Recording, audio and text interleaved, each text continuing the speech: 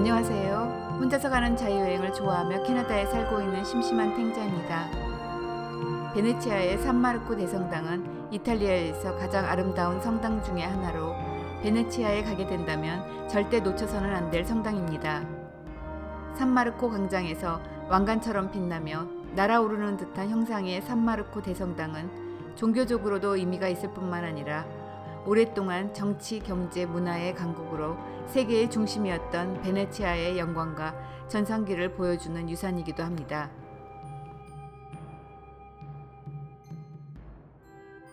산마르코는 신약 성경에 예수님의 생애를 기록한 4개의 복음서 중의 하나인 마르코 복음을 쓴 저자입니다. 산마르코는 58년과 62년 사이 이집트의 알렉산드리아를 방문하여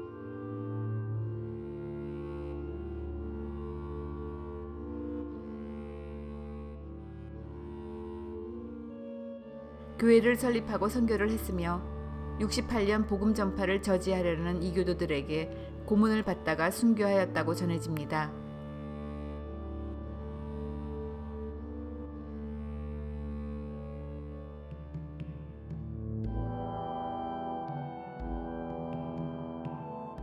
(9세기) 알렉산드리아의 한 수도원에서 그의 유해가 발견되는데 베네치아의 상인들은 알렉산드리아를 정복한 이슬람 세력으로부터 몰래 유해를 빼내고 숨겨서 배에 싣고 베네치아로 가져오게 됩니다.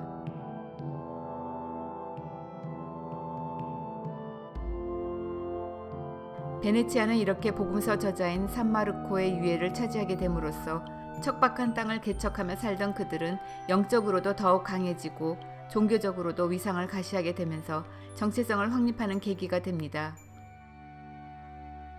828년 베네치아는 원래 수호 성인이었던 산토다로에서 산마르코로 수호 성인을 바꿔 선언하고 산마르코의 유해와 유물을 보관하기 위해 목조 예배당을 건설하는데 이는 로마 카톨릭 교회의 영향력을 배제하고 두칼레 궁전 소속 예배당으로서 도제의 개인 예배당으로 사용되었고 도제가 마치 교황과도 같은 역할을 하며 산마르코 성당은 베네치아 공화국의 핵심적 구심이 되었습니다.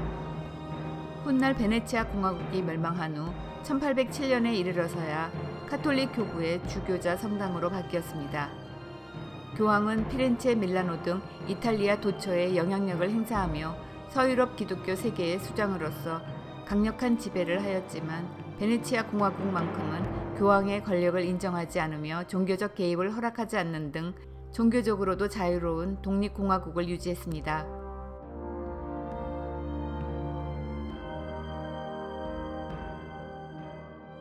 (976년) 당시 도제였던 피에트로 칸디아노 4세가 폭동으로 암살당하고 두칼레 궁전과 목조 예배당은 소실되었지만 두 건물 모두 기존 형태로 978년에 즉시 재건되었습니다. 1063년에 예배당이 격에 맞지 않게 소박하다 느낀 도메니코 콘다리니 도제는 그 건물을 헐어버리고 가장 아름다운 건물로 새로 지으라 명령하였고 그렇게 해서 지어진 산마르코 성당이 오늘날에 이르고 있습니다.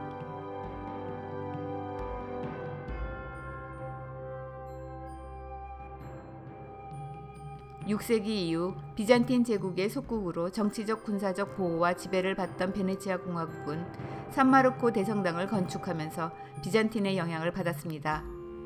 또한 무역을 통해 경제적으로 부를 쌓았지만 역사적으로는 정통성 있는 고대 로마를 이어받고 싶어 했던 베네치아는 고대 로마를 계승한 동로마 제국, 즉 비잔틴 제국의 양식을 따라하게 됩니다. 콘스탄티노플 출신의 건축가를 고용하기도 하고 지금은 존재하지 않지만 황실의 영묘이기도 했던 콘스탄티노플의 신성사도교회를 모델로 하여 지어졌습니다. 그래서 당시 일반적이던 직사각형의 라틴 십자가 평면 대신에 정사각형의 그리스 십자가 평면으로 결정하고 돔 5개를 십자가 4개의 팔과 가운데 교차하는 부분에 하나씩 배치하였습니다. 성당의 정면 입구 쪽과 양쪽 날개 쪽을 감싸면서 현관이나 로비의 공간으로 사용되던 나르텍스를 갖추었고 5개의 출입구의 아치와 2층 로지아로 연결된 또 다른 5개의 아치가 줄맞춰 자리 잡았습니다. 11세기 후반 대성당이 축성될 당시에는 성당의 파사드는 장식이나 조각이 없이 평범하게 벽돌로 지어졌었는데 12세기와 13세기 베네치아의 막강한 해군이 주위의 여러 나라를 침략하여 강탈하거나 부유한 상인들이 교역이나 구매를 통해 획득한 온갖 최상의 보물과 재물로 성당을 화려하게 장식하면서 그들의 파워를 널리 알리는 건물이 되었으며 사람들에게 일명 황금교회라고도 불리워졌습니다. 특히 1204년 제4차 십자군 전쟁 때 베네치아 공화국이 오랫동안 지배를 받았던 비잔틴 제국의 수도 콘스탄티노플을 함락한 뒤 온갖 금은 보화를 약탈해 대성당을 장식했는데 4마리의 청동말 즉 쿼드리가도 이때 훔쳐와서 성당의 전면을 장식하게 됩니다. 사실 콘스탄티노플에 있던 청동말들은 원래 4세기경 로마에서 만들어진 것으로 추정되며 로마의 트라야누스 개선문을 장식했다고 여겨지기도 하는데 로마 제국의 콘스탄티누스 황제가 콘스탄티노플로 천도하면서 동로마 제국으로 가져가게 됩니다. 콘스탄티노플의 대전차 경주장이었던 히포드롬을 장식하고 있었는데 제4차 십자군이 콘스탄티노플을 함락하고 청동말을 약탈하여 베네치아로 가져갔고 한동안은 무기고에서 빛을 보지 못했지만 13세기 중엽에 산마르코 성당의 테라스에 설치되어 500년 이상 산마르코 광장을 내려다보고 있었습니다. 1797년에는 베네치아 공화국을 멸망시킨 나폴레옹이 청동말을 탐내고 약탈하여 프랑스로 가져갔습니다. 나폴레옹이 각 나라에서 약탈한 전리품들로 가득한 루브르 박물관 앞에 카루젤 개선문을 세우고 그 위에 산마르코의 말들을 얹어 놓았습니다. 1815년 나폴레옹이 패망하면서 다행히 다시 베네치아로 되돌려주게 되는데 웬일로 프랑스가 약탈한 걸작들을 돌려주나 의아할 수도 있는데 사실 프랑스가 자진해서 그런 것이 아니고 나폴레옹을 물리친 영국의 웰링턴 장군이 루브르 박물관에 쌓여있던 작품들을 원래 나라로 돌려보내라는 명령을 내리면서 절반가량이 그들의 원산지로 돌아가게 되었습니다. 참고로 쿼드리가란 영화 배너에서 봤던 것처럼 말 4마리가 끄는 이륜전차를 뜻하며 세계 곳곳에서 그 조각 작품들을 볼 수 있는데 2000년 전의 산마르코의 말들이 바로 그들의 원조라고 할 수 있습니다. 현재 파리의 카루젤 개선문 위에는 1828년에 산마르코의 말들을 본따서 제작된 말들이 올라가 있습니다. 지금 대성당 전면에 위용을 뽐내고 있는 쿼드리가는 복제품이고 진품은 손상될 것을 우려해 대성당 내부 박물관으로 옮겨졌습니다. 2000년 전의 작품이 믿어지지 않을 정도로 생동감이 넘치고 근육, 핏줄, 주름 등이 드러나 있는 등 정교하고도 훌륭합니다.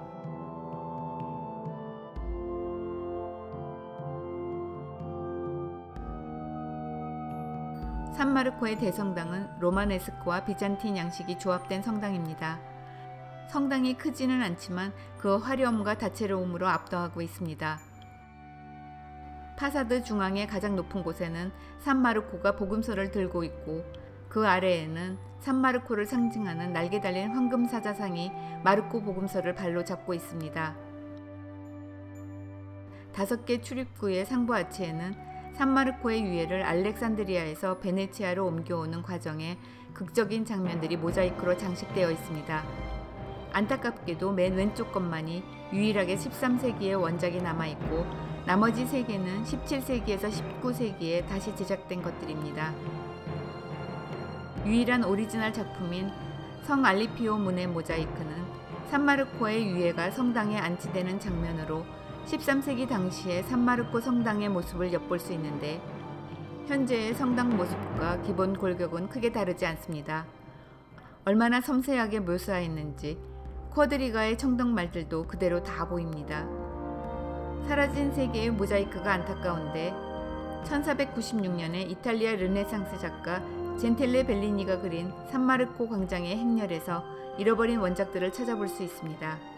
알렉산드리아에서 산마르코의 유해를 돼지고기로 위장해서 숨기고 몰래 배에 싣고 알렉산드리아를 떠나 밀항을 합니다. 세계 7대 불가사의 중 하나인 높이 100m에 달했던 알렉산드리아의 등대가 보입니다. 드디어 베니스로 가져와서 베네치아 공화국의 총독인 도제의 환영을 받고 도제는 유해를 안치할 아름다운 예배당을 짓게 하고 성인의 유고를 안치합니다.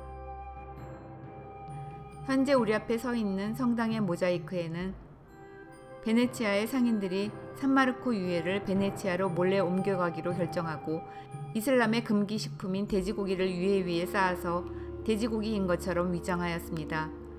이슬람 관리인들이 산마르코의 유해가 숨겨져 있는 돼지고기 바구니를 밀쳐내며 코를 막고 고개를 돌리는 장면이 그려져 있습니다. 산마르코 유해가 무사히 베네치아에 도착한 것을 기뻐하고 베네치아의 도제가 산마르코의 유해를 도제의 궁전에 안치하고자 하지만 산마르코 유해는 그 자리에서 꿈쩍도 하지 않습니다. 도제가 산마르코를 위한 성당을 짓겠다는 약속을 공표하자 유해가 움직였다는 장면입니다.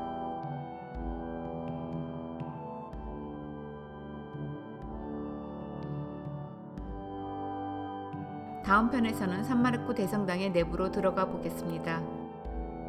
내용이 재밌었거나 다음 편이 기대되신다면 구독과 좋아요를 눌러주시면 감사하겠습니다. 감사합니다.